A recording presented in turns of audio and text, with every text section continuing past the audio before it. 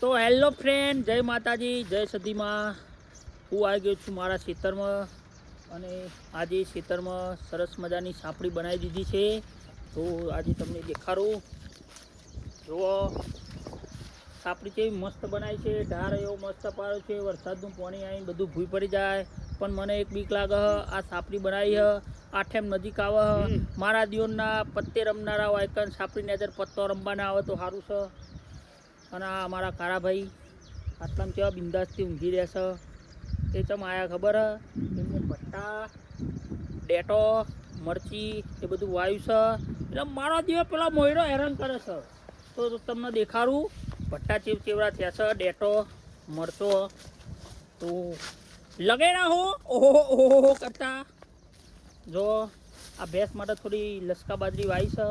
એક નંબર લસકા બાજરી થઈ છે. દરરોજ ભેહું ખવડાવીએ છીએ અને વાટકો ભરીને દૂધ પીએ છીએ. જો અમારી આ ભટ્ટા અભી હાલ જ ભટ્ટો એક તોડ્યો, આવડો મોટો હતો. અને જો આ થોડી થોડી ડેટી ગુલાબી કલરની હોય છે. અને મરચો, આ મરચી થોડો ફૂલ આવે છે. પણ મારા દિયોર ગેલ તો દે મરચો કેવો ખબર હે? પોપટો ચીખવાય નહીં દિયમનો.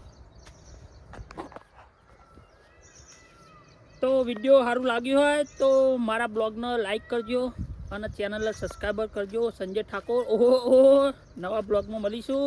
જય માતાજી, જય સદીમાં.